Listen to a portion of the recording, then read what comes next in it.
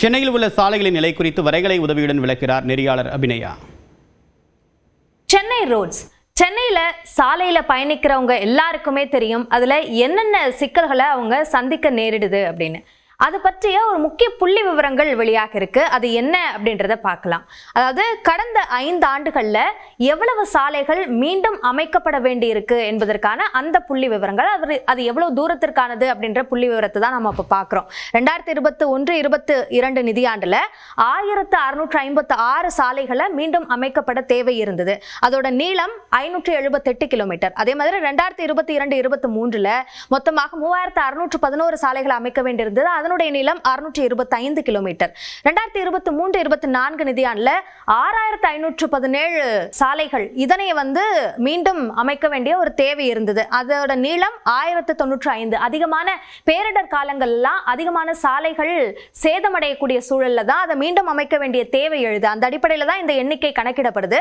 2024-25ல 3273 சாலைகள் மீண்டும் அமைக்கப்பட வேண்டியிருந்தது. அதனுடைய நீளம் 611 கிலோமீட்டர். 2025-26 அந்த நிதியாண்டுல 3838 சாலைகளை சீரமைக்க வேண்டி இருந்தது.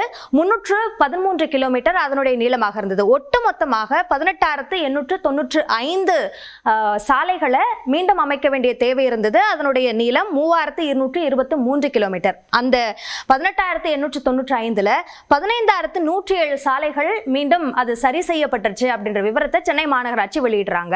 இதுல முக்கியமா அதை சீரமைக்க முடியாமல் கைவிடப்பட்ட சாலைகள் என்று 425 சாலைகள் இருந்திருக்கு. இப்போ 2021-22ல 16, 2022-23 நிதியாண்டுல 85 சாலைகள், 2023-24ல 249 சாலைகள், 2024-25ல 75 சாலைகள் என மொத்தமாக 425 சாலைகளை மீண்டும் அமைக்க முடியாமல் கைவிட்டுட்டாங்க. இது காரணம் என்ன அப்படின்னா, அங்க மெட்ரோ பணிகள் நடைபெறக்கூடிய ஒரு இடமாக இருக்கு. இப்போ மெட்ரோ ரயில் அமைக்கக்கூடிய பணிகள்ல அந்த நிர்வாகம் NOC கொடுத்தால் மட்டும்தான் மீண்டும் அந்த சாலையை அமைக்க முடியும். அதை கொடுக்க முடியாத ஒரு சூழல் இருந்ததுனால அதை மீண்டும் அமைக்காமலே விட்டுருக்காங்க. அதனாலதான் நிறைய இடங்கள்ல இந்த பேட்ச் ஒர்க்ஸ் அதிகமா இருக்கிறத நம்மளால பார்க்க முடியுது. இந்த சாலைகளை சீரமைக்கிறதுலையும் அந்த நிதியை முழுமையாக பயன்படுத்தி செய்யறதுலையும் என்னென்ன சவால்கள் இருக்கு அப்படின்னு பார்க்கும்போது, அந்த சாலைகள் அமைக்கப்பட்ட உடனேயே அங்க மெட்ரோ ரயில் பணிகள் நடக்கிறதுனால உடனடியாக அது சேதமடையக்கூடிய ஒரு சூழல் இருக்கு.